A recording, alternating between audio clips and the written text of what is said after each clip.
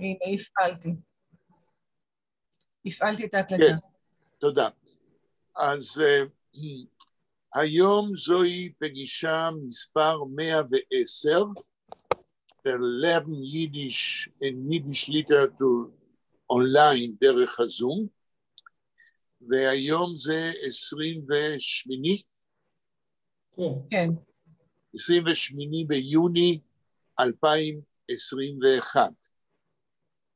אני תכננתי, ואם אתם תסכימו, שלחתי לכם לפני כמה ימים את המאמר שהעליתי באקדמיה אדו באנגלית. אני מקווה שאת האנגלית שלי מבינים, כי אתם יודעים, בגין, כאשר סיפרתי לכם אולי נסע לארצות הברית כראש ממשלה, היה צריך לדבר באנגלית בארצות הברית, אז כשהוא חזר שאלו אותו איך הסתדרת, הרי אתה יודע עברית, יידיש, פולנית, אתם זוכרים מה הוא ענה? לא. שאלו אותו באנגלית כדי לראות אם הוא מבין, How did you do? I polished my English. הוא אמר, אז אני, כן, כמובן אין לי פוליש, אז I Spanish my English. מקווה שיבינו, ואז רוברט מרגוליס מפילדלפיה, כשכתבתי לו את זה, הוא אמר, אתה רוצה להגיד, you punished your English. בסדר. אז שלחתי לכם את המאמר, כי כמו שכבר אמרתי, אבל אני חוזר על זה, הוא נולד למעשה מהניסיונות שלנו בזום, והמאמר מדבר על זה בקיצור, שכיום קשה ללמוד לקהל הרחב, כדי להבין ספרות יידיש צריך ללמוד שפה, וקשה מאוד בזמן קצר, כן, ללמוד, לקרוא ולהבין לעומק טקסטים ספרותיים. אז אמרתי שאני חושב שלמען כבודה של ספרות יידיש ולשון יידיש, האמצעי לדורנו כיום לקרב אותם קצת זה לעשות סרטים מצוירים עם מישהו שקורא את הטקסט ביידיש, למטה יש כתוביות מתורגמות לאנגלית בדיוק של הטקסט, ותמונות נאות, סרטים מצוירים שממחישים את הטקסט בצורה ויזואלית. ואני רוצה להציע, אנה עוד לא הגיע, אני מניח, אני רוצה להציע שאם קראתם את המאמר, אם יש לכם תגובות, עצות, כי דבר טוב זה לחלום, השאלה איך עושים את הדברים האלה. אז מה אתה אומר, יאיר? קראת בשום לב? כן. יש לך מה להגיד על זה, לבקר, להציע? כמובן שאני מקווה באמת שזו בשורה גדולה, למרות יש לי קצת טיפה חששות. נכון. אתה אמרת שישנם, כן, יש היום כ-14 מיליון יהודים בעולם, זה נכון. נכון. והיום בעולם כולו משהו כמו 80% הם אשכנזים. כן. אבל אני למשל מכיר, יש הרבה חברים בארצות הברית, בני גילי בערך, גם יהודים שלפעמים תוך כדי דיבור, תוך כדי מכתב מסתנן משהו כמו כל מיני ביטויים ביידיש.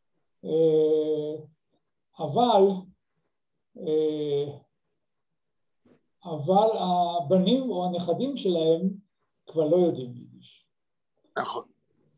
וזאת החבר שלי שהוא אחד שהוא מניו יורק, שהוא יודע טוב, הוא יודע יידיש משהו כמוני, ההורים שלו מרומניה דיברו יידיש. אבל, ואני מכיר כאלה שזה בדור שלישי, אז הם עדיין יודעים להגיד הנכת כתוג, או כל מיני דברים כאלה פה ושם, אבל לזרוק את המשפט. אבל לא לנהל שיחה. בשבילם זה מתאים. השאלה אם היום הרוב הצעיר יותר, שהיהודים עדיין יש לו גישה. יש לי גם קרובים במיימי, בגיל שלי הם פחות או יותר מסתדרים במשהו כמוני, אבל אני לא יודע איך הילדים ואיך הנכדים שלהם. והילדים והנכדים כנראה זה היום רוב היהדות. ויצטרכו באמת לתת להם משהו, איך אומרים, משהו דלוקס, כדי שיהיה להם חשק ורצון והתעניינות לראות את הדברים. כן, זו הסיבה שכתבתי את המאמר, כי אני לא יודע אם אמרתי לכם, אבל בחצי השנה האחרון, אפילו בשנתיים האחרונים, אני פתאום תפסתי את עצמי, כן? תפסתי את עצמי מספיק את תרבות יידיש, בלי להגיד את זה. קראתי שני מאמרים, אחד שפרסמתי לפני שנתיים, מבוא לפרויקט שיש לי, לפרסם את כל המאמרים שהדפסתי במשך 70 שנה, אני לא מגזים, מאז שהייתי בן 8, כל המאמרים שהדפסתי ביותר מ10 כתבי עת בעולם ביידיש, זה יהיה ספר של איזה 350 עמוד, מאמרים ביידיש, ולפני שנתיים העליתי באקדמיה אדו מבוא שכתבתי לפרויקט הזה. המאמרים ביידיש נמצאים אצלי בכתבי עת, כן, בארגז, אני צריך לצלם אותם, אולי להדפיס את כולם מחדש, שיהיה בכתיב איבו, אבל במבוא הזה, אני שכחתי שכתבתי אותו לפני שנתיים, אבל קראתי אותו עכשיו, והבנתי שאני מגיע בצורה סובלימינלית למחשבה שהעידן של 750 שנה של תרבות יידיש, כמו שיאיר אומר, או משתמע ממנו, נגמר, ואז השאלה, הספר שלי, אם אני אצליח להוציא אותו ביידיש עם כל המאמרים ב-70 השנים האחרונות, זה יהיה אולי שירת הברבור האחרונה בתחום. אני לא יודע אם יש עוד מישהו כיום שיכול להוציא ספר כזה של מאמרים שפרסם ביידיש עד היום.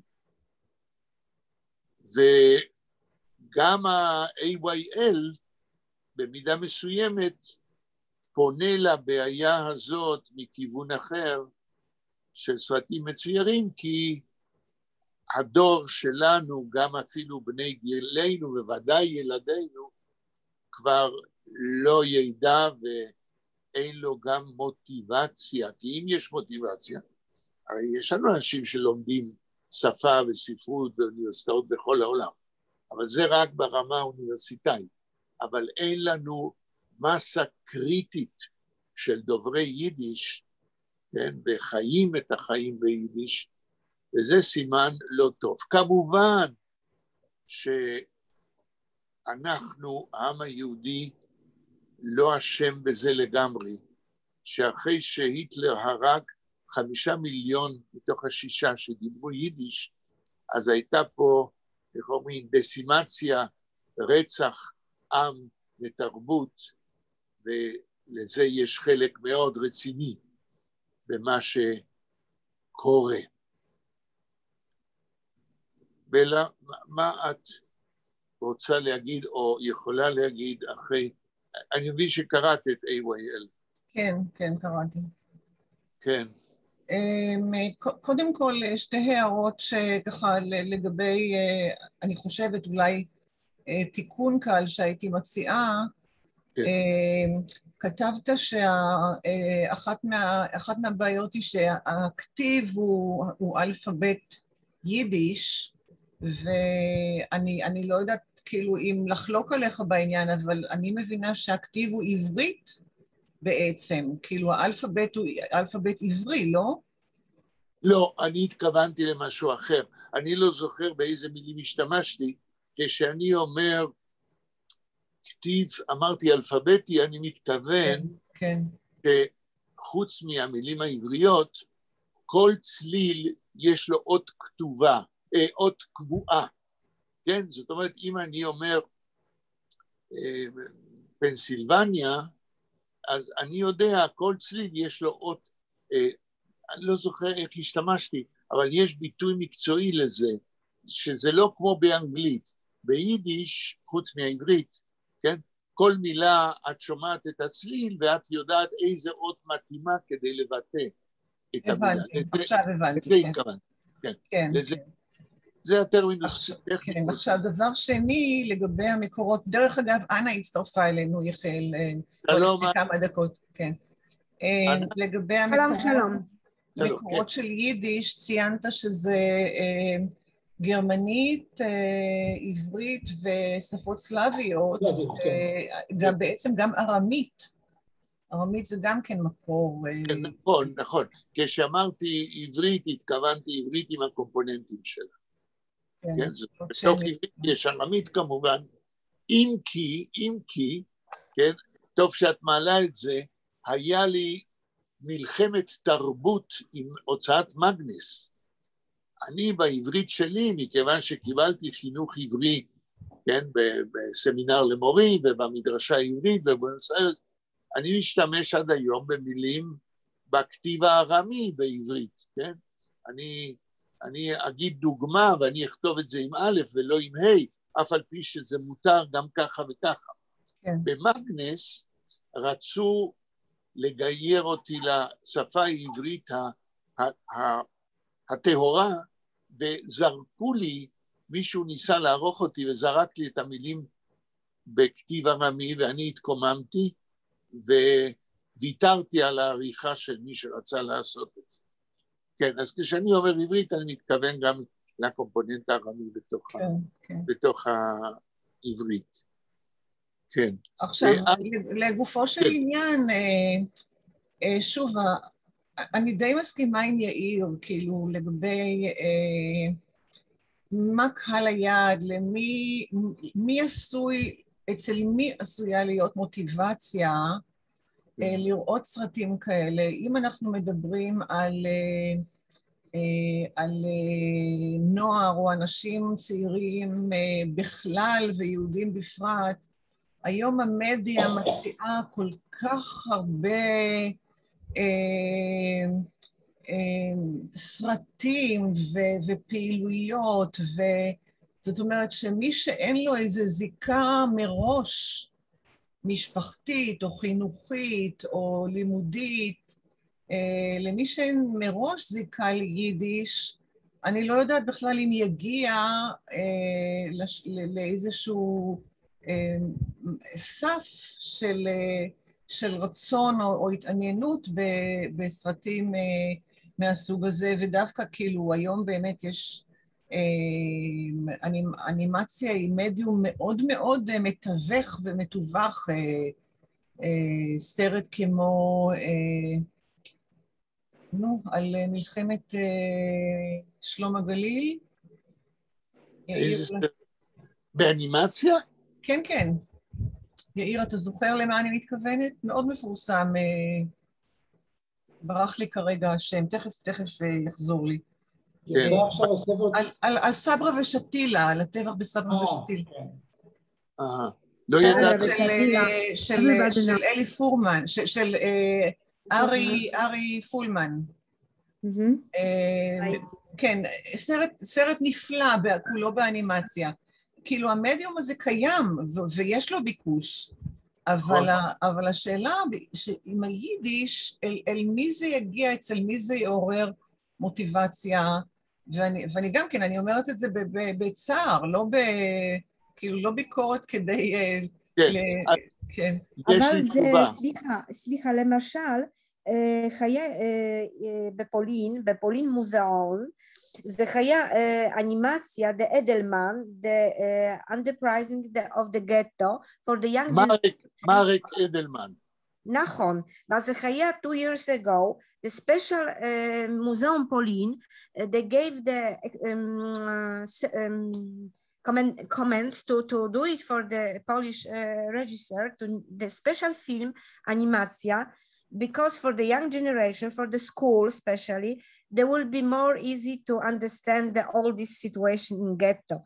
And this film was about 30 minutes, but was amazing. They make the animations, the graphica, they make the new generation also, they made for the new generation. And this film was, I think still we can watch in a museum. I think that sometimes the animacja helps to for different people to understand in the short way sometimes the very strong and hard historical moment. So for animacja, I'm a little bit skeptic, but this film of the Marek Edelman was amazing. It's dependent how it's made it. כן, בלה, אני אענה לך. בינתיים נזכרתי, הסרט נקרא ולסים בשיר. נכון. הסרט האנימציה שאני מדברת עליו. רציתי להעיר שהספר קיצור תולדות האנושות של הררי יצא עכשיו באנימציה גם כן. נכון. באמת? וואלה. אני כבר קניתי 2 ספרים כאלה לנכדים שלי. נכון. נהדר. אז תשובה לבלה על ההערה המלומדת שלה והפסימית שלה. לצערי. כמו שהיא אומרת לצערי. לשמחתי אני אומר, כן? עשיית סרטים מצוירים ביידיש, לדעתי ולשמחתי, אסור למי שעושה את זה לעשות שיקולים למי הוא עושה את זה, ויגיד למה. עשיית סרטים מצוירים ביידיש, יש לו, לעשייה הזאת יש 2 מטרות, ואני אתחיל במטרה היותר עליונה ויותר רוחנית. אני לא אדבר בשביל מי, אני אגיד, עשיית סרט מצויר על סמך טקסט, למשל, דפרומי קץ של פרץ, לא אכפת לי למי אני עושה את זה. אני נהנה לעשות את זה כיצירה אומנותית ספרותית, וזה, לי זה מספיק. אבל המטרה השנייה, אם אני אצליח עם כל האנשים שהשתתפו בזה, המאייר, המצייר והקריינית ביידיש, ברי זה המתרגמת לאנגלית, דרך אגב היא הסכימה לתרגם את הטקסטים באנגלית, לשים למטה בכתוביות.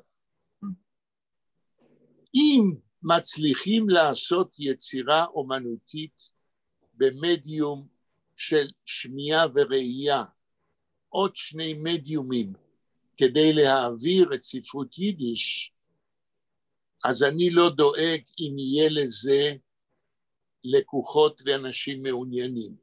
מי הם? מה אכפת לי? יהיה כזה, מה, בלה או אני או מישהו יכול לדעת מראש מה בתוך 15 מיליון יהודים, ולא רק יהודים, יכולים להתעניין? נכון.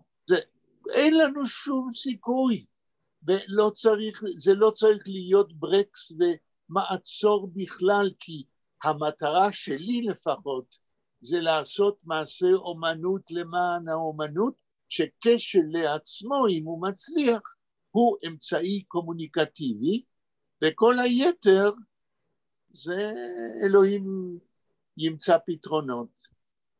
מה את אומרת, בלה? מותר לי? בהחלט מותר לך. אפילו רצוי. תראה, במדע יש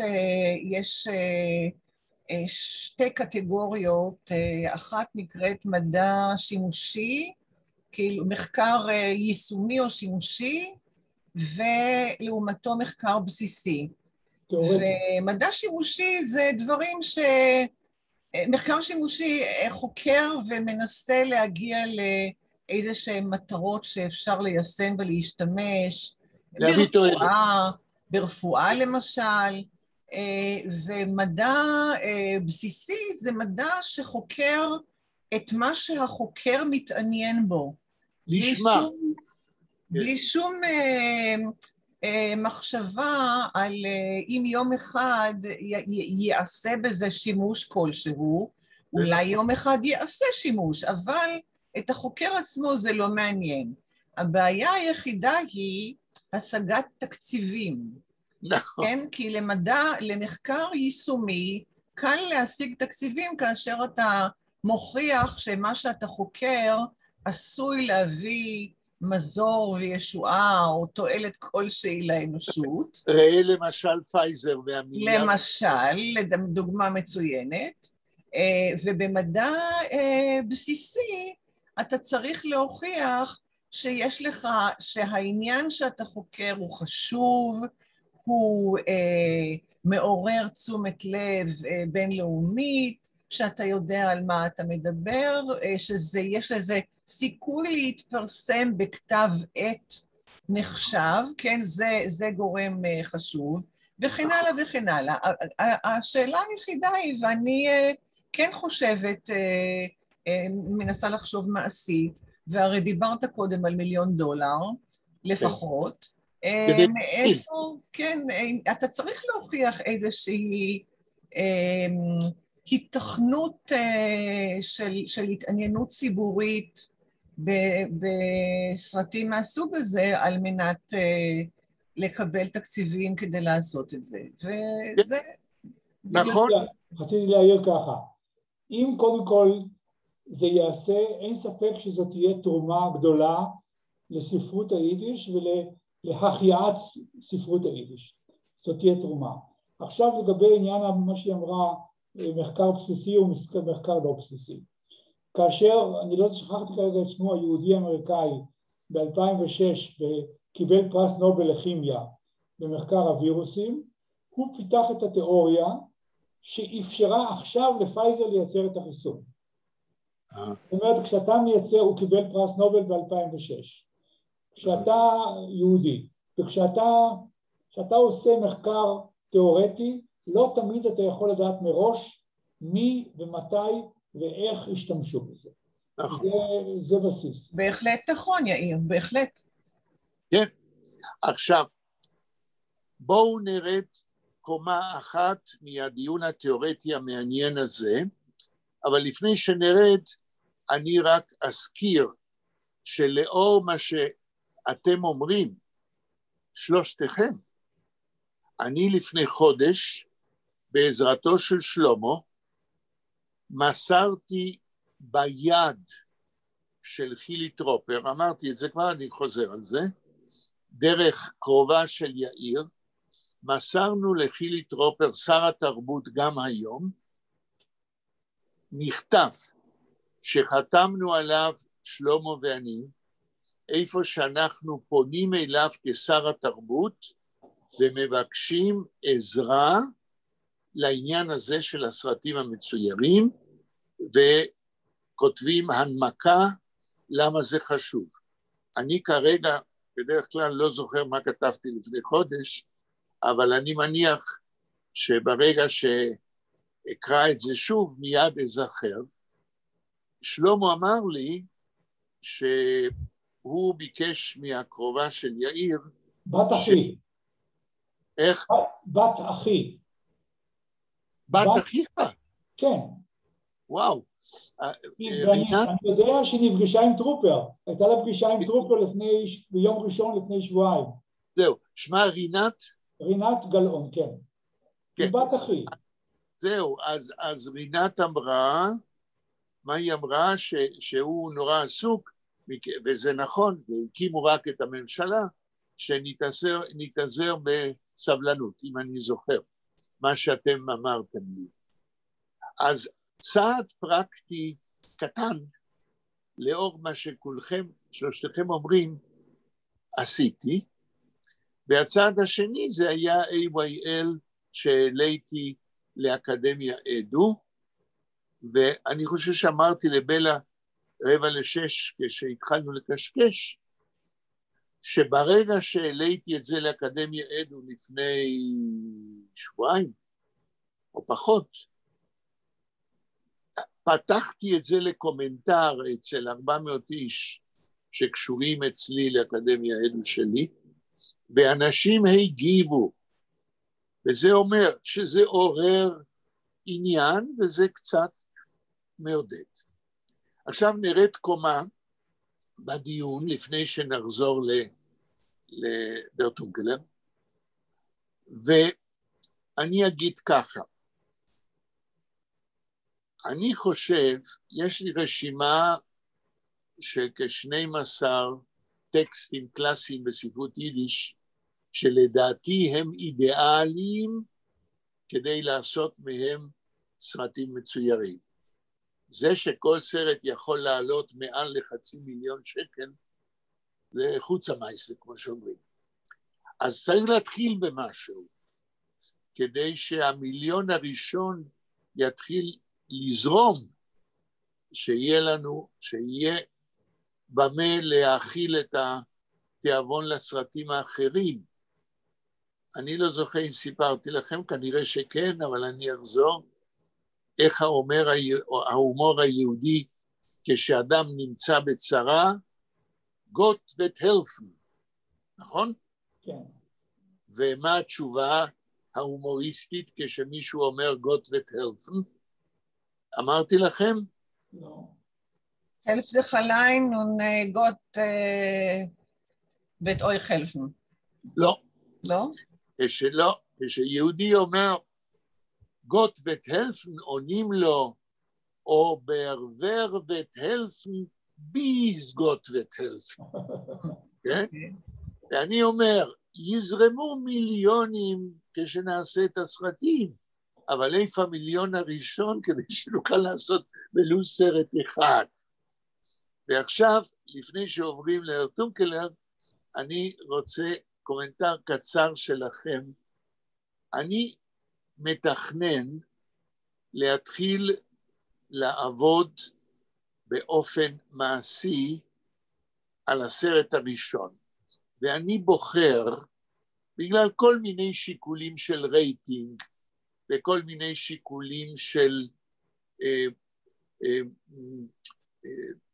אני יודע, פרקטיות וקושי נמוך יותר לעשות סרט כזה, בגלל האיכויות הגרפיות שלו, שכל צייר יכול לעשות אפילו אם הוא לא מכיר את מזרח אירופה. אני החלטתי שאני אנסה לפעול לכיוון של עשיית הסרט הראשון, דפרו מקץ, של י"ל פרץ. וכפי שאתם יכולים לתאר לעצמכם, הרי אתם מכירים את הטקסט, זהו טקסט שהתשתית של יהדות ושל ידע על יהודי מזרח אירופה מינימלית. חוץ מזמרי בן סלו שמוזכר שם מהתנ"ך, כל היתר זה רק לתרגם את הטקסט ביידיש לתמונות. ונתחיל בחתולה, לא נעבור על כל הסרט, אבל לדוגמה, מהם הקשיים שיעמדו בפניי, כי אני לא מוכן לעזוב את ניהול, אף על פי שאני לא רואה, ניהול התרגום של כל משפט לתמונות. אז אני שואל אתכם, אנא, איך היית מציירת את הגיבורה הראשית דפרו מקץ? I'm not sure if I understood well. It's about the דפרו מקץ, the film. What will be? What will be the pictures of such a film? The picture of such a film, I think, will be דפרו מקץ. How would you draw the frume to show the cat as the frume in the frume dress, for example. In the frume, but you know a cat has no dress. I know, but maybe the cup will have the strumel, with the strumel. She will. of the Hasidim, כיסוי ראש, כיסוי ראש.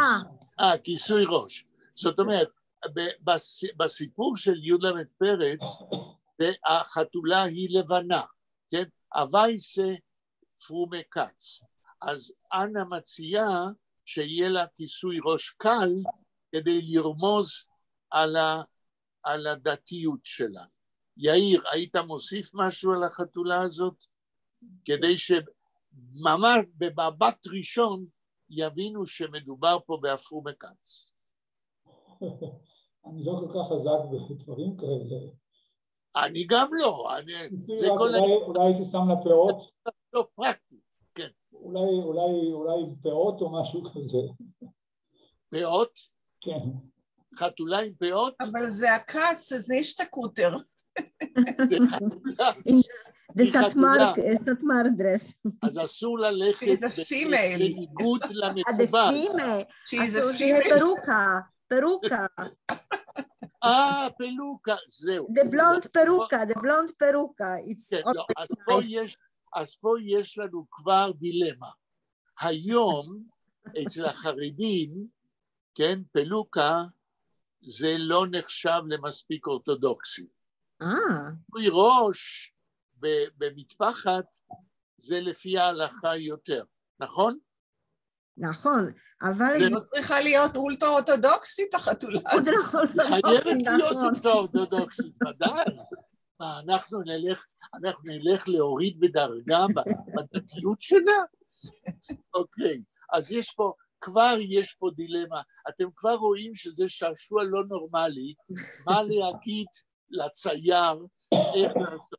עכשיו, אני נורא אשמח להעמיד לדיון אצלכם כל תמונה בכל משפט של הסרט. השאלה אם יהיה לנו זמן להתעסק בזה ומחוץ ללימוד יידיש וספרות יידיש.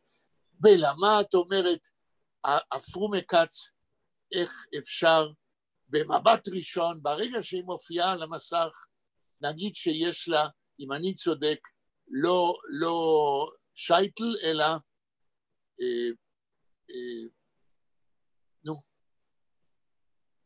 אלא מטפחת. מה עוד? אני לא יודעת על המראה שלה, אבל אולי, אני חושבת אולי ברקע, אולי נרות שבת, כאילו נכון, נכון. הרי החתולה מופיעה, בציפור הראשונה זה בתוך סלון של בית פרטי. אבל אז אני מגיב אינסטינקטיבית, כן? זה לא אומר כלום. אין לי שום דעה ואני לא בטוח שאני יכול להיות דירקטור מתאים לכל העסק הזה, אבל אני רוצה להיות מעורב. אם שמים נרות, אז זה מראה על הדתיות של החדר, של המשפחה, ולא של החתולה. צריך לדעתי משהו על החתולה בנוסף למטפחת. אולי להראות שהיא תכסה עם כפותיה את הפנים, כאשר נרות השבת דולקים, ואז זה כאילו היא הדליקה אותם. גם על זה אני חשבתי. זאת אומרת, התמונה הראשונה יכולה, רעיונות, להתחיל בזה שדיפרו מקץ מברכת על נרות שבת. כן? ואז עם הלפקס, כן, עם שתי הרגליים הקדמיות, היא עושה כמו שתהיה, כן, מול נרות השבת של בלה, כן, מתחיל, כן, הסרט מתחיל, כן, שברקע הברכה, אני כבר לא זוכר מה, ברוך אתה השם אלוהינו מלך העולם, במצוותיו, על וציוונו להדליק נרות של שבת, או אני לא יודעת, כן. נכון, להדליק נרות של שבת, ואז אנחנו שומעים את הברכה בקול חתולי. אנחנו נצטרך, חוץ מהקריינית שקורית ביידיש תקנית, אנחנו צריכים אפקטים של קול החתולה. הנה, נכנס עוד אלמנט שלא חשבתי עליו. אני חושב שמאייר טוב יוכל לתת פתרונות. מה אתה אומר? שמאייר טוב, איש של קומיקס, אדם שעוסק בזה, הוא יוכל, תהיו לו ודאי רעיונות טובים. כן, אבל אנחנו צריכים להגיד לו איזה רעיונות, כי איש של קומיקס לא יודע אפילו מה זה לברך על נרות בשבת. ואני אתן לכם דוגמה עולמית, אבסורדית מאין כמוה. מה שעשה חוקר יהדות מזרח אירופה, אני לא אגיד את שמו כדי לא לבייש אותו, הוא לא בחיים, הוא היה אחד החוקרים הבכירים במכון איבו בניו יורק. כשאני הייתי שם לשנת שבתון, אני הייתי פוגש אותו יום יום, והוא היה מומחה לעיתונות יידיש, סליחה, לעיתונות פולנית, יהודית בפולין, כן? הוא היה אחד מהאורחים של יומן מגטו לודג', שאני לא אגיד יותר כדי לא לזהות אותו, והוא היה אחראי על אלבום שאיבו הוציא, אני כרגע לא זוכר את השנה, אלבום שאיבו הוציא, הוא היה עורך על יהדות מזרח אירופה בין שתי מלחמות העולם. זה היה אלבום של תמונות. הוא היה מומחה לשפה הפולנית, ביהדות הוא כנראה ידע מעט. הוא היה יהודי פולני, אקדמאי שיודע פולנית וחוקר יהודי פולין, אבל מהצד הפולני, לא מהצד היהודי. והוא היה עורך באיבו, אתם תוכלו למצוא את הספר בקלות, אני לא זוכר את השם, כן? אלבום תמונות על יהדות מזרח אירופה. ואז אני פותח את האלבום הזה לפני שנים, ויש שם תמונה המאפיינת את יהדות מזרח אירופה. אישה יהודייה מברכת על הנרות בכניסת השבת. ואז רואים את הנרות, מה שבלה אומרת, אישה עומדת, כן, והידיים ככה, כי זה גם אני ראיתי במשפחתי וכולי, כן, מכסים את העיניים, ומהי הכתובית שאותו חוקר הוסיף כדי להשכיל את הדורות הבאים. אישה יהודייה מצלמת נרות של שבת. אוי אוי אוי אוי אוי. אשר ראיתי את זה, ולא רק אני, העירו לו, ואם אני לא טועה, הוא גנז את המהדורה הזאת, ונדמה לי שהוציא, בגלל זה, הוציא מהדורה איפה שהכתובית כמובן תוקנה. טוב. קודם כל, זה ממש בורות. ודאי. תראו, הרבה חוקרים של יהדות פולין, גם ביד ושם, אני שוב לא אגיד שמות, אנשים במעמד מאוד חשוב, מנהל ארכיון, עלו לארץ, אני הכרתי אותם כי הייתי אחד מהם בקשר, חוקר רציני מאוד של השואה, אבל מה לעשות, הוא בא לארץ ואשתו נוצריה, גר בירושלים, בא מרקע קומוניסטי, ממוצא יהודי. וזהו, זאת אומרת, אי אפשר, איך אומרים בספרדית, אי אפשר לבקש אגסים מעץ חרובים. העם היהודי אחרי השואה, אפילו בשתי מלחמות העולם, התחיל להיות עם דיברסיפיקציה תרבותית, שבימינו זה החמיר עוד יותר, כן? אין כבר יותר תשתית תרבותית אחידה לכל שבטי ישראל, ואני לא מתכוון ליהודים אשכנזים וספרדים, אלא אני מתכוון שבתוך הספרדים, ובעיקר בתוך היהודים אשכנזים, התשתית התרבותית השתנתה כל כך, וקבוצות, כבר אין תשתית משותפת, וזו אחת הבעיות שאני ציינתי בספר שלי, החוש השביעי על הומור יהודי, ואני אמרתי, או אני אומר, עד למלחמת העולם השנייה, הבדיחות שאני מביא בספר עוד יכלו לעורר צחוק אצל כולם. אבל בימינו יש המון יהודים או אנשים ממוצא יהודי, שזה לא יגיד להם כלום. טוב, לפני שנגיע לדר טונקלר, אני קצת מעכב, כי בסוף אני אגיד שהפרודיה של מסה תיאטר של דר טונקלר, חשבתי על זה לפני כמה שבועות, זה עוד סרט מצויר קלאסי בשביל סרטים מצוירים, עוד טקסט מצויר קלאסי בשביל סרטים מצוירים. אבל עוד נקודה קטנה אחת, אני רוצה להיעזר בכם, כי עד עכשיו כבר נתתם רעיונות איך לצייר את החתולה. עכשיו אני רוצה לשאול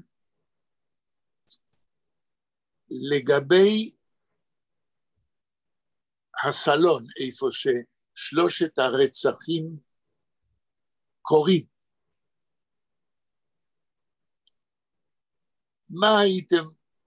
איך הייתם מתארים את זירת הרצח, יאיר? אני לא הבנתי את השאלה, סליחה. בדיפומי קאץ, כן. החתולה האדוקה רוצחת בתור. נכון, את הציפורים, כן. את הציפורים, זה קורה בתוך הסלון של בית פרטי. כן. השאלה היא, הרי אנחנו צריכים לתרגם את הדברים לתמונות. כן. איך היית מעצב את זירת הרצח? אני לא יודע. אני מצטער שאני זורק לכם קלוץ קשס, אבל רק ככה אפשר להתקדם לתוך מחשבה על סרט מצויר כזה. כן. ואני מבקש את עזרתכם. זה לא עולה לכם כסף, זה גם לא, אני לא מבטיח לאמץ כל דבר, אני גם לא מבטיח שמישהו אי פעם יקבל תשלום לעשות את זה, אבל תרגיל מחשבתי אומנותי אותי מהנה, מקווה שגם אתכם. כן, יאיר. אין לי רעיון. אוקיי, אנחנו לא נעמיד אותך אל הקיר. אנא, מקום הרצח, איך היית מציירת אותו בסרט המצויר? אנא? כן, כן, אבל זה למשל באנגלית, what, again? You can't say in English now. Yes, but can you repeat? The scene of the crime, זה הסלון, איפה שהחתולה... the crime, The scene of the crime, איך היית מציירת את זה בסרט המצויר? הרי מה שקורה בסרט הזה, זה באותו מקום, כן? כן, אבל זה, אולי זה בגן, לא בגן, בטקסט של הסרט, כן, תמיד זה קורה בתוך הסלון של בית פרטי. כן, נכון, נכון. אבל אין לי רעיון, זה... אוקיי, אני לא מכריח אתכם. בלה, מה את אומרת? על סמך הסיפור שקראנו, אם אתם זוכרים. הבתים שאני ביקרתי בהם במזרח אירופה, בתים שאני חושבת לא השתנה בהם הרבה, במשך הרבה עשרות שנים מבחינת מה יש בהם. עד היום. אז אין בעצם סלון, אני מדברת על אלה שביקרתי בהם, כן? כן. אין סלון נפרד כמו שאצלנו נניח בסלון יושבים ורואים טלוויזיה, וכשרוצים ללכת לאכול משהו, אז הולכים למטבח קטן, always was קטן. אלא זה בעצם חלל אחד שיש בו את התנור, זאת אומרת, התנור, הפריפצ'יק הפיקלי. כן. בלה, they were sleeping in the salon, always. ויושנים גם, כן, ושולחן אוכל גדול. אז אני יותר חושבת על איזה חלל גדול שברואים בו את כלל המרכיבים של הבית, ולא נניח סלון כמו שאנחנו היום חושבים. לא. סלון. זה היה סלון בלה, זה היה סלון גם for the sleeping also there was using. כן, חדר שינה, גם...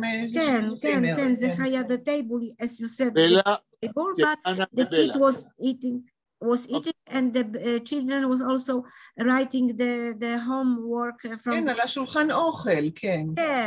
כן. אז תרשו להגיב על מה שאתם אומרות. מה שבלה אומרת ומה שאנה אומרת, לדעתי, יותר נכון לבית במאה ה-19. אל תשכחו דבר אחד, משפחה שקונה ציפורי שיר בתוך כלוב, זוהי כבר משפחה מודרנית, עירונית, בוורשה במאה ה-20. ולכן זה לא החדר איפה שציפור השיר נמצאת בתוך כלוב, זה לא החדר בסטייל של המאה ה-19. זה כנראה... מתי פרץ כתב את דפרום מקץ? באיזה שנה? תראו, פרץ נפטר ב-1915. כן, הוא לא חי כל כך הרבה שנים במאה ה-20. נכון. זאת אומרת, זה צריך להיות בית, ופה אנחנו מגיעים למסקנה חשובה. זה צריך להיות בית, לדעתי, בוורשה, בראשית המאה ה-20. והצייר או האילוסטרטור יצטרך לעשות קצת עבודה ולמצוא איך נראה בית כזה והחדר, הרי איפה שמים ציפור שיר? לא שמים את זה בחדר השינה, אלא שמים את זה בחדר הכי יפה, כן, או הכי מכובד, כן? יופי, אז הוספתם אולי הייתי תולה על הקיר תמונות של איזה אנשים דתיים כאלה, של חסידים, או שהייתי תולה תמונות של חתולים בצורת, עם מטפחת או עם כיפה בסלון. יאיר, אתה מוסיף פה דבר חשוב. על אותו חדר, לא נקרא לו סלון, על אותו חדר, תמונה אחת או שתיים של, כמו שאתה אומר, רבים חסידים, יכול להוסיף לאווירה של חרדיות, כן? וזה שוב, אתם שמים לב כמה דיונים צריך לעשות כדי לממש סרט כזה. ואני שמח על זה. כן. אני מסתכלת עכשיו באינטרנט, פשוט הכנסתי דפרום מקץ י' למד פרץ, אני רואה שזה הופיע לראשונה בספר שנקרא דיפרשטויסנה ב-1906. מה זה דיפרשטויסנה? לא מכיר. דיפרשטויסנה, כאילו ספר שהיו בו 3 סיפורים, דיפרשטויסנה, מנדל בריינס ודפרום מקץ. ספר של פרץ. כן, וזה הופיע ב-1906. יפה. זאת אומרת שהוא בעצם מתאר סוף המאה ה-19, תחילת המאה ה-20, משהו כזה, בית יהודי. שהרי את הבתים לא בנו ב-1900, אלא קודם. כן, כן. יפה. תראו, הדיון שלנו מתקדם, לדעתי, וזה חשוב מאוד, כן? ופה אנחנו רק דנו במשך חצי שעה בערך על פרט אחד או שניים. אחר כך כשנכנסים לטקסט, אוי ואבוי, כל משפט צריך לראות אם אפשר לסחוט ממנו את המיץ הגרפי, כן? אם לכם יש תענוג, אני לא אכריח אתכם לדון בזה, אנחנו נעשה את זה פה ושם, כי זה יכול להיות יצירה אומנותית רצינית, כסרט מצוין. וההקלטה שאנחנו מקליטים את הדיון הזה, אני אזכור שהחל מפגישה 110, נכנסנו לדון על איך מממשים גרפית את גיפומי כץ, והיום שמעתי כמה הצעות מאוד חשובות שלבד לא הייתי חושב עליהן, כולל התמונות על הקיר, אמנם לא גודש כדי לא להגזים, אבל לשים, אני יודע, את החפץ חיים, כן? שהוא היה ידוע עם הספר שלו נגד לשון הרע ותורה תמימה, כן? והחפץ חיים היה בן 90 כשהוא נפטר בשנות ה-30 במאה, זאת אומרת עוד היה חי, כן? זה יכול להיות, וואו, המון עבודה, אני כבר... חוץ מזה, זה גם יכול להתכתב עם סרטונים של מיקי מאוס, שאנשים מכירים מהילדות שלהם, כאילו להסתכל בסרטונים של מיקי מאוס, של וולט דיסני. תסבירי, לא הבנתי, מה זו להתכתב? להתכתב זה להדהד סצנות מסרטי מיקי מאוס של וולט דיסני, סצנות נבחרות שבהם רואים חתול עורב לעכבר, או דברים שאנשים... תום וג'רי. תום וג'רי למשל, כן, דברים מהסוג הזה, שאנשים מכירים מהילדות שלהם. אנחנו שייכים לדור שהסתכלנו בסרטים כאלה. בלה, כאן אני מרגיש לא נוח כאילו אנחנו במדרון חלקלק. ברגע שאנחנו מכניסים סרט או אפילו סצנה כזאת של תום וג'רי, אנחנו הפכנו את האסוציאציה, הרחקנו ממה שפרץ רוצה לעשות. זאת אומרת, זה כאילו אנחנו עושים קייטרינג לצופה של היום, ואני מפחד מזה, כי אני רוצה שסרט כזה יהיה כולו באווירה שפרץ יצר, בלי רמזים שיסיטו את תשומת הלב מהפואטיקה של פרץ. פה אני חולק על מה שאת אומרת, אם כי אני יכול להבין את הרצון שלך לקסום את הצופה. אני רוצה לקסום אותו על פי הטקסט עצמו ולא על פי ידע חיצוני רחוק ממה שפרץ התכוון. כן, פה יש לנו ויכוח. אוקיי. טוב, בסיכום אני רואה שזה עסק קשה אבל מהנה. ואחר כך המאייר יצטרך לקבל הוראות. הוא לא יחליט, כך אני מבין. אם רוצים שהסרט הזה יעשה, מישהו צריך לתת לו כמובן שאם יש לו זיקה למזרח אירופה, הוא גם יהיה שותף מלא, אבל מישהו צריך להחליט סופית, כן? ואני לצערי ארצה לשמור את זה לעצמי בעזרתכם, כן? כי המאייר יצטרך לקבל בקשה חד משמעית. מה אתם אומרים על זה? ואז נעבור לטרטונקלר.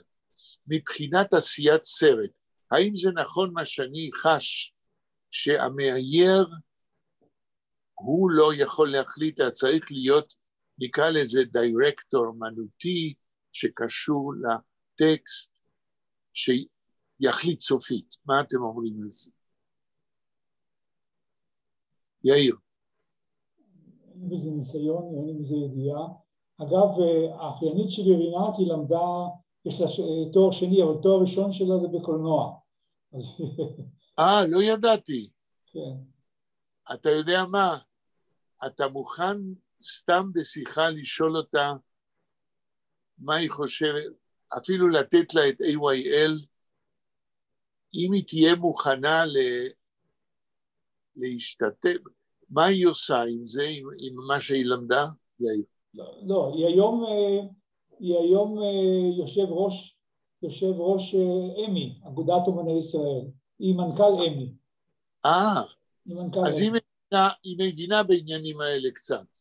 היא הייתה אחראית על מדור התרבות, כשלימור לבנת הייתה שרת התרבות, היא הייתה אחראית על התרבות בפריפריה. אחר כך שנכנסה מירי רגב, כן. אז היא פיתרה אותה, והיא הכניסה במקומה קבלן קולות מהליכוד, שהוא היה קודם גורר רכב. טוב, בסדר, אוקיי. היה איזה בדיחה על מירי רגב. אז היא קיבלה את הג'וב הזה של אמי. מה? אז היא קיבלה את ניהול אמי, להיות מנכ"לית אמי. כן. האם רינת יודעת יידיש? לא, היא לא יודעת יידיש. אוקיי. האם היא יודעת לצייר? אני לא חושב שהיא יודעת לצייר. אני יכול לשאול אותה. טוב, תשמע, AYL אני לא שלחתי לפילי טרופר עדיין. אם אתה יכול, תיתן לה את AYL ותשאל אותה מה היא חושבת על זה. טוב.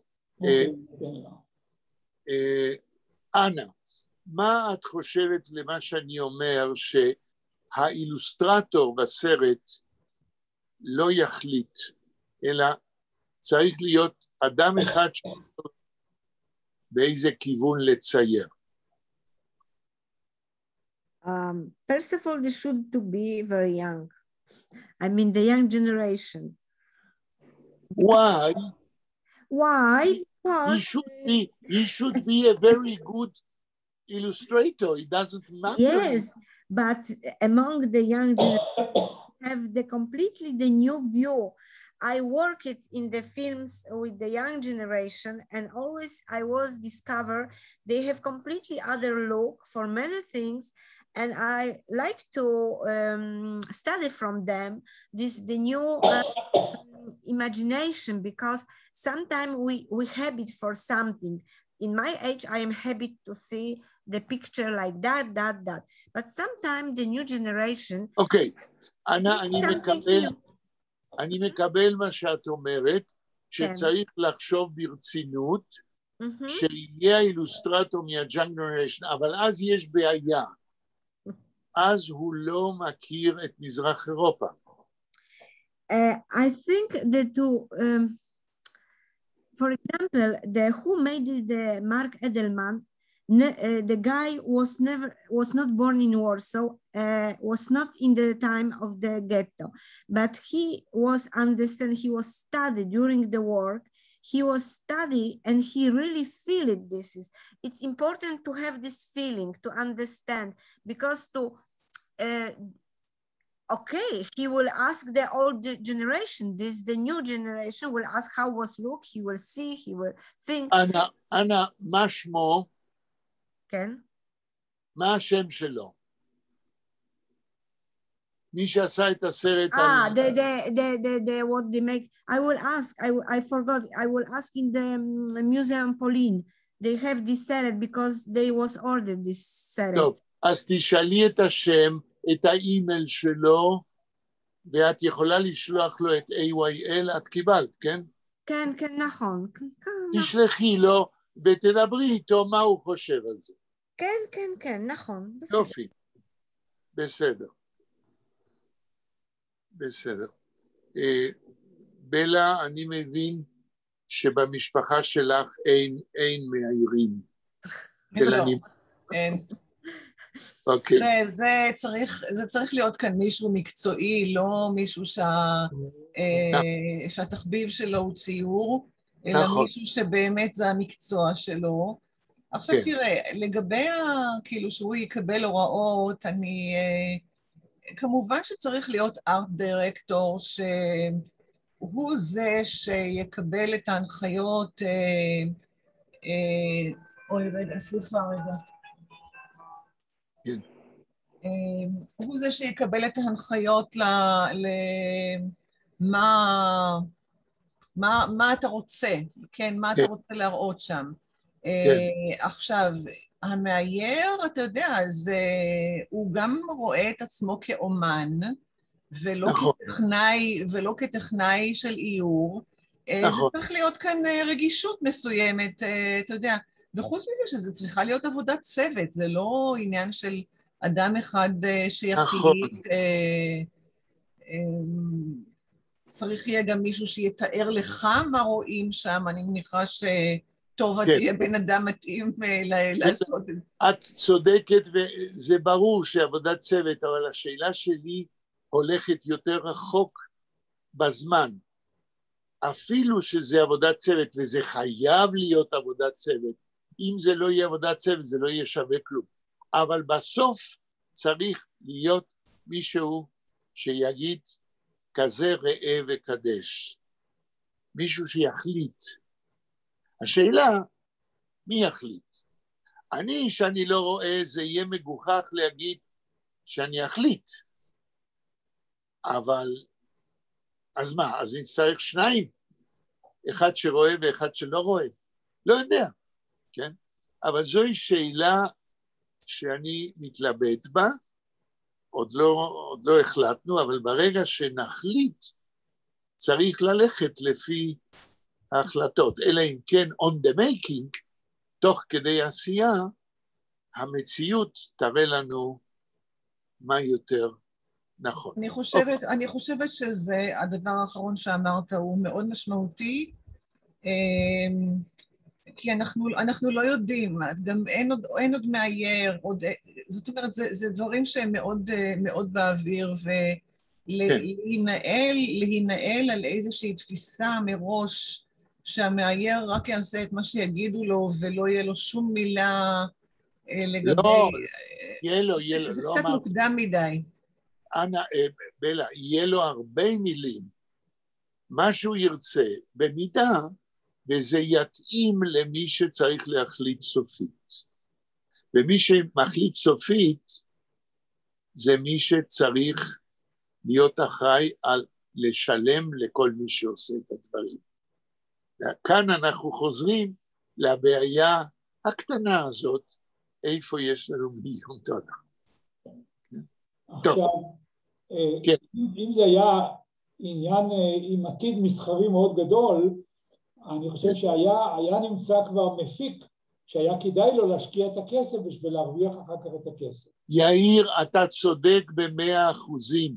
זוהי כמובן המטרה הסופית, שיהיה מפיק שיראה בזה גם צד מסחרי, אבל לא קודם כל צד מסחרי.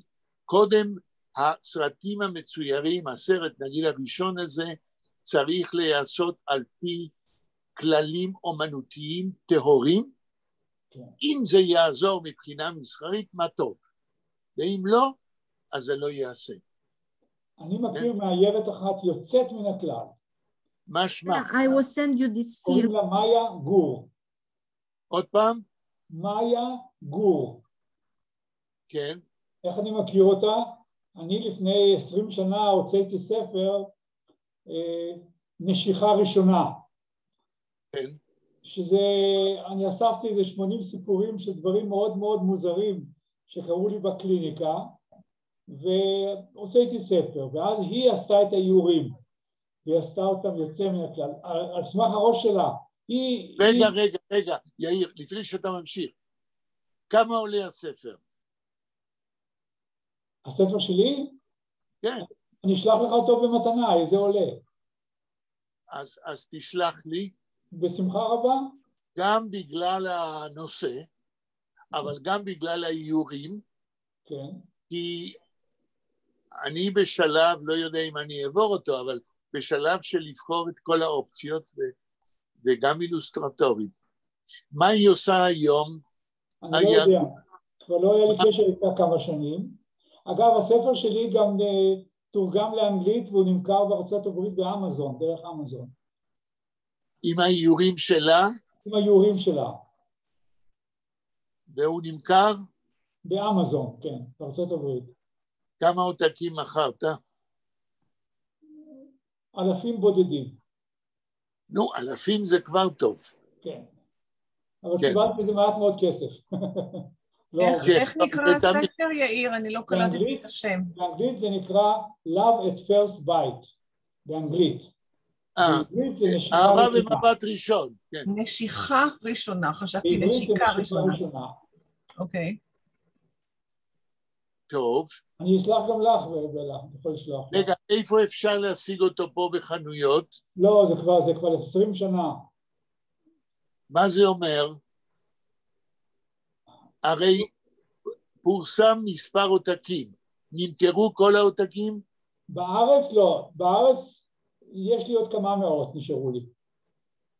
הם תקועים אצלך בבית או יש הוצאה? לא, אצלי בבית. זאת אומרת, זו הוצאה פרטית? הוצאה פרטית. אז תשמע.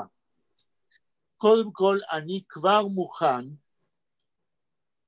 להודיע, ברגע שאקבל את הספר שלך במתנה, אני עושה עליו אייטם באקדמיה אדו ובמפעל דוב סדן. כן?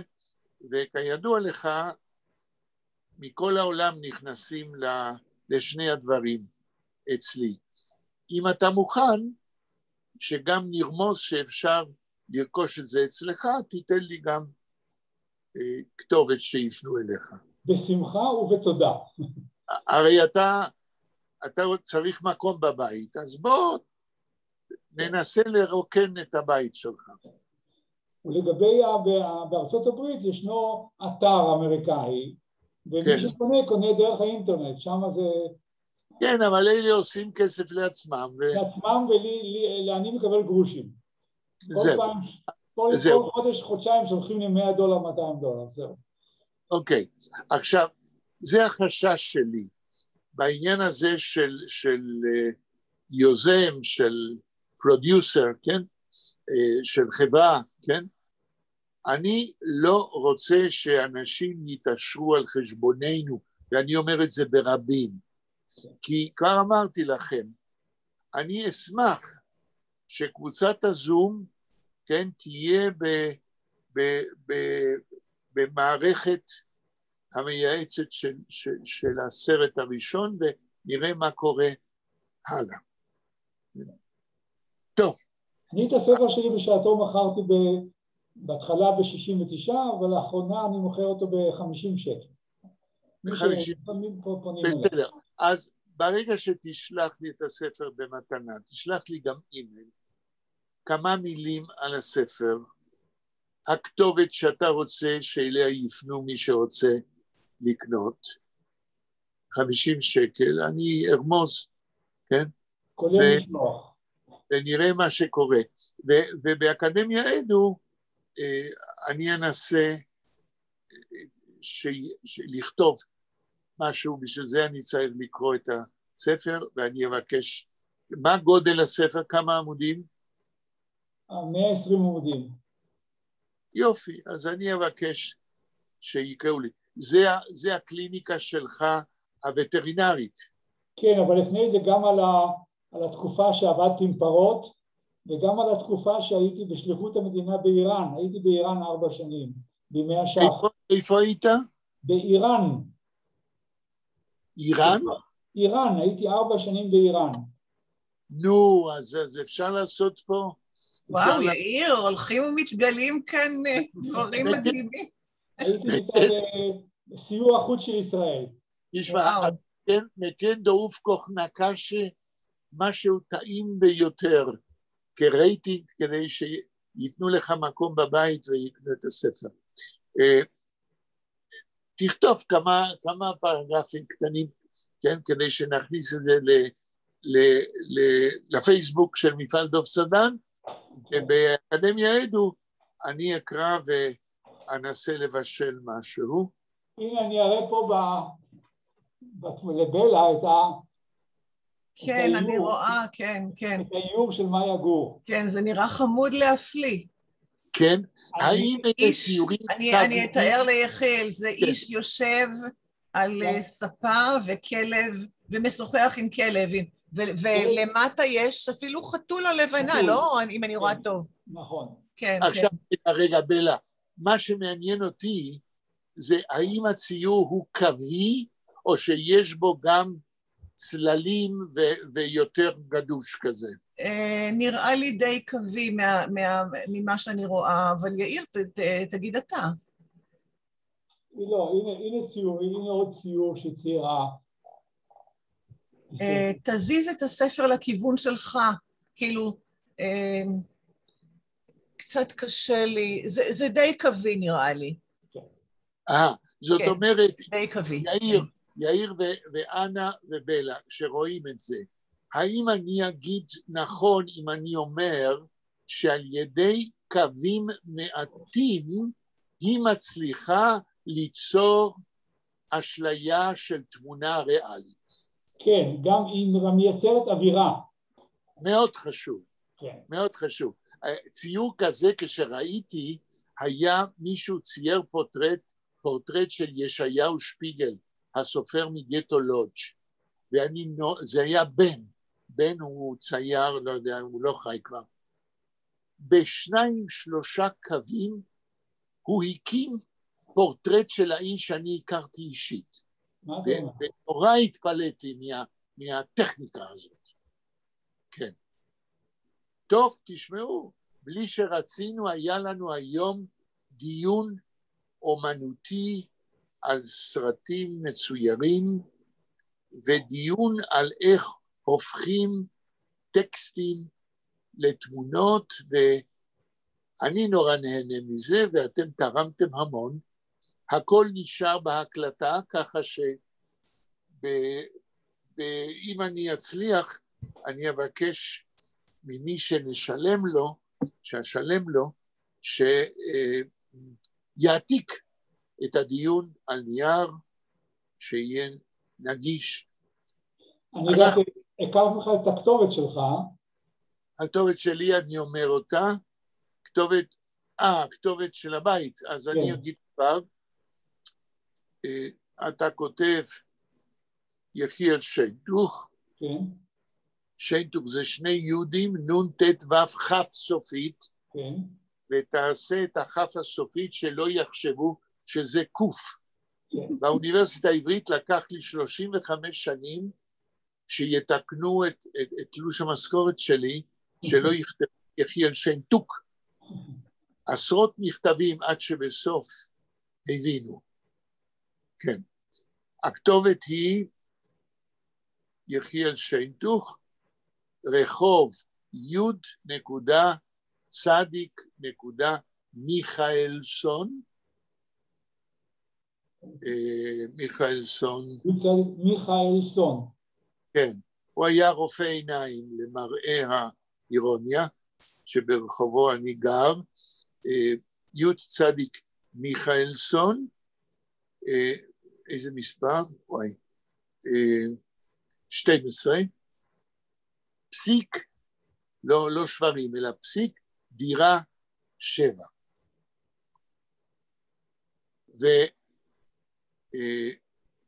ומתחת לזה, נווה גרנות, זה השכונה, ירושלים,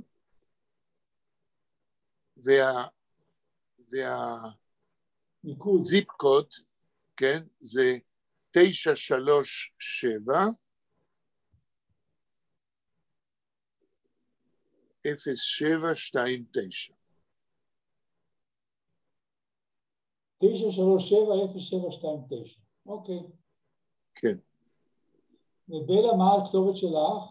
אני אשלח לך אותה במייל, בסדר? חבל, כן, לעשות את זה כאן. כן. טוב, אני מקווה שנתתי את הזיפ קוד נכון. אם תוכל לבדוק את זה. אני אבדוק את זה. אוקיי. אנחנו עוברים לדר טונקלר, חוזרים לטקסט. Before the Tunkeler, I just wanted to say that it's now the new book in Warsaw, Zich in the Institute, the Jewish Institute. כן. I just bought, it's the really new.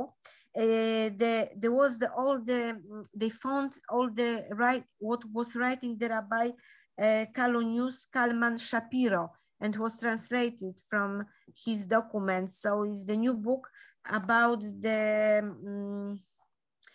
because he was died in ghetto. So we have the new book about the Rabbi Shapiro from Piaseczno. כן, מפיאסצ'נו. זה חשוב מאוד. אבל זה יצא בפולנית?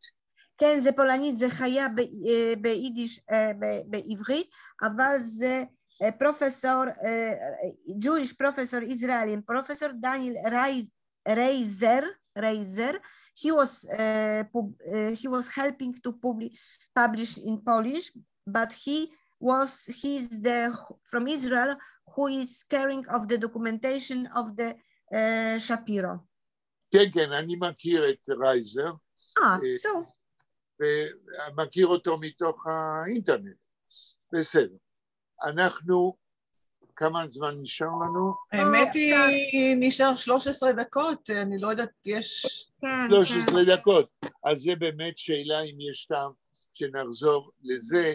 אז אם ככה, אולי ניתן את דעתנו על עוד אספקט בדיווחו מקץ. תראו, השאלה הבאה שלי, כן, וזו שאלה קלה מאוד, מכיוון שבתוך הסיפור של פרץ מדובר בחתולה ובציפורי שיר, אז אותו מאייר, כן, יצטרך לצייר 3 ציפורים שונות, כן? שזה 3 הציפורים שהחתולה רצחה. אבל ברצח הראשון, הרי נשאר על השולחן ובחדר נוצות עפות באוויר, זה סימן לפוגרום, ודם על המפה על השולחן. יאיר, מה היית מציע? איך ייראה החדר שנייה אחרי הרצח? כן, כמו שאמרת, נוצות, דם. כן, כן, אבל איפה הנוצות? איפה הדם? מה צריך לראות? נתחיל עם הנוצות. כן, על השולחן, קצת על הרצפה, קצת על השולחן, קצת איזה נוצה אחת באוויר, כן. כן, אז אתה אומר נוצות עפות באוויר, נוצות על הרצפה, ועל השולחן נוצה או 2 כדי להשאיר מקום למפה ולכתמי הדם. כן. מה עם המפה? מפה לבנה מוכתמת בדם. זאת אומרת עם רמז שזה קרה בשבת. כן. הרי זו חתולה, כן. כן. מפה לבנה, כן, על השולחן.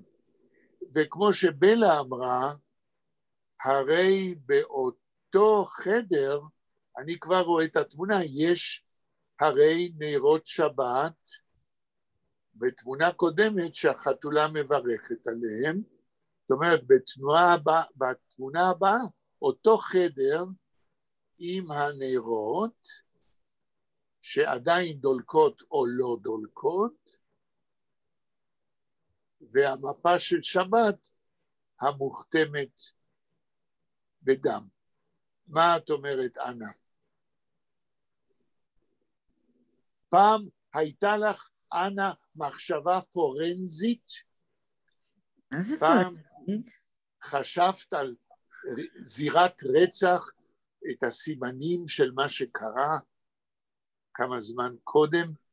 איך היית מעצבת, איך היית בונה זירת רצח של הציפור הראשונה? זה חדר חיה, there was the murder. אוקיי, after the murder.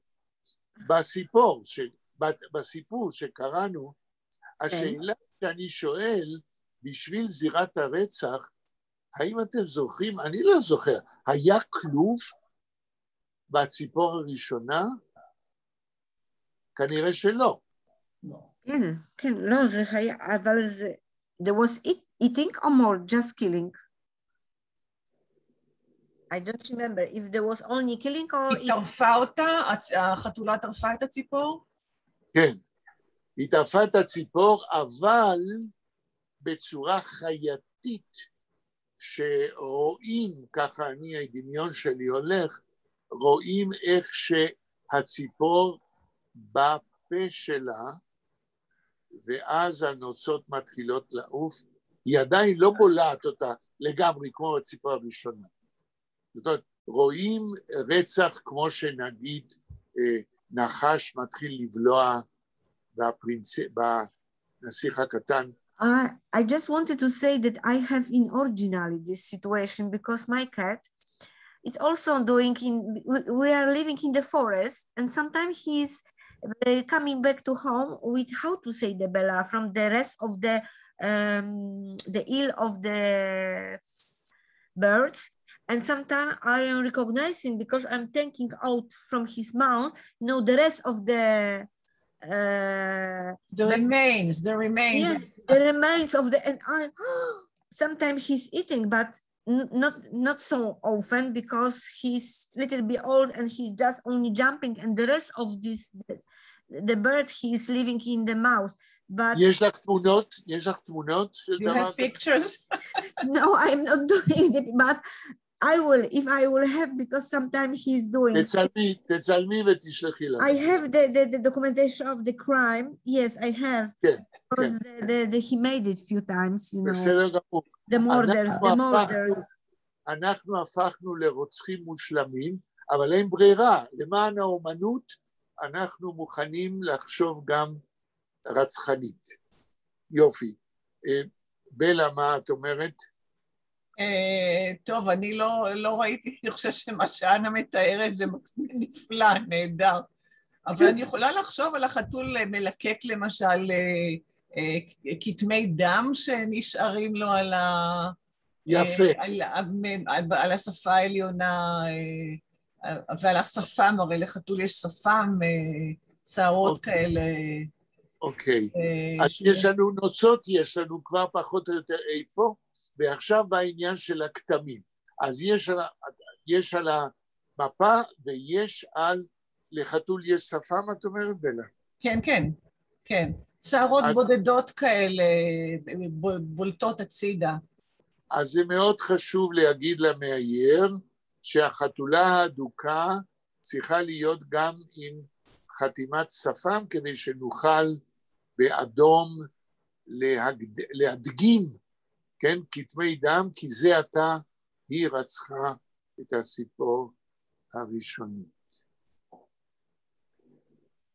טוב, יש לנו עוד כמה דקות, נעבור לציפור השנייה. אני לא זוכרת כל כך את ההבדלים למען האמת. אני זוכר, אני אגיד לכם. רגע. כן, יש לנו עוד 6 דקות. הציפור השנייה, הרי החתולה האדוקה, כן, קיבלה מכות, והיא הבינה שזה מפני שהיא השאירה נוצות באוויר, על הרצפה, וכתמים על המפה של שבת הנימוסית. ולכן, הרצח השני של הציפור השנייה, היא בלעה אותה כדי לא להשאיר שום סימן.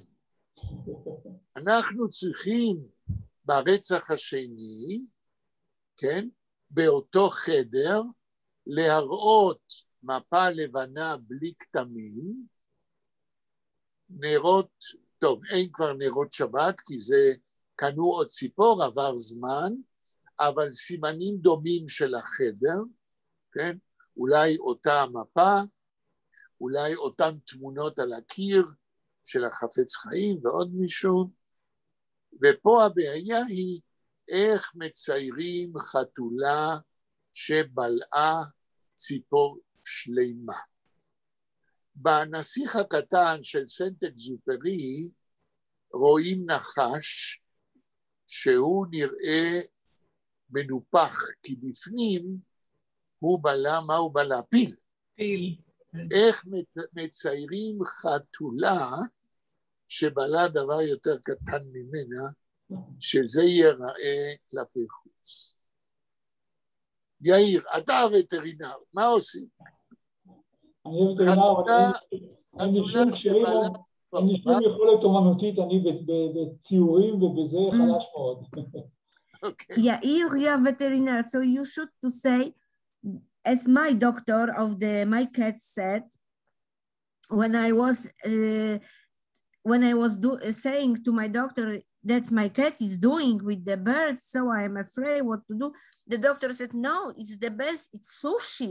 It's the best food for the cat because all the vitamin, everything that if he will never find in the shopping for cat such a good food like the fresh birds. טוב, אני בדמיוני הפרוע, כדי להדגים את זה, זה מאוד קשה, כי הציפור בתוך הבטן של החתולה אי אפשר לראות את זה, אבל באותה סקוונציה של ציורים, אפשר אולי להראות סקוונציה שהחתולה, רגע, האם ברצח השני יש כלוב או אין כלוב? אני לא זוכר. אבל בואו נגיד, שרואים את הציפור ואת החתולה מאוד קרובה לציפור, שהיא שמה לפה אחת על הציפור, ובתמונה הבאה היא כאילו מנקה את הפה, ואין ציפור. נצטרך כמובן להתייעץ עם המאייר, אבל פה צריך דמיון אומנותי. וכמובן שבשני הרצחים צריך להראות איך החתולה קיבלה מכות. פעם היא קיבלה מכות בפעם הראשונה, כן? ואז רואים את הרגליים של בעלת הבית, לא את כל בעלת הבית, זה לא חשוב, נותנת לה מכות, זה הצייר כבר יצטרך למצוא איך, אבל בפעם השנייה כתוב, מהות דיקץ גשמיסן, נתנו לה מלכות, שזה כבר צריך להיות עם מגלב, עם שוט, כן? והחתולה מוגידה את הראש כדי להגן עליו בזמן שהיא מקבלת עם השוט על כל גופה, ואולי שמה את שתי הלפות הקדמיות, כמו שבן אדם שם, כדי להגן על הראש. אבל זה כבר הצייר, זה אנחנו לא צריכים לדעת על מזרח אירופה כדי. אם כי כן, אפשר, טוב, בסדר. טוב, אנחנו נסכם, אני רוצה לסכם.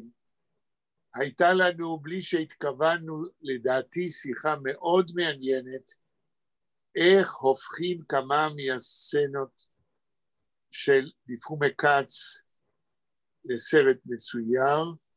ראינו שזוהי עבודה קשה לדמיין ואחר כך להעלות על הנייר או במחשב את התמונות, ואני באתי את רצוני לאור העצות הטובות והעשירות שנתתם, שבהזדמנות הראשונה אני אבקש לתמלל את פגישת 110, מישהו שנשלם לו כדי שהוא ידפיס על נייר את הדיון שלנו, וזה ישמש לנו כמעין פרוטוקול של הכנות לקראת ביצוע הסרט דיפרומי כץ של י"ל פרץ. עכשיו הודעה אחרונה, מכיוון שביום רביעי הקרוב יש לנו בעיה טכנית, שלמה לא יכול להיות, הוא יהיה במקום אחר, אנה לא תוכל להיות, היא תהיה במקום אחר, אני נאלץ... בלה, אני לא אוכל להיות. בלה, אוי, סלמה, מה קורה לי? בלה, כן, תהיה במקום אחר, לא תוכל לנהל את הפגישה, ואז לא נוכל להמשיך עם דרטונקלר. אני נאלץ לבקש לא להיפגש ביום רביעי הקרוב, ואנחנו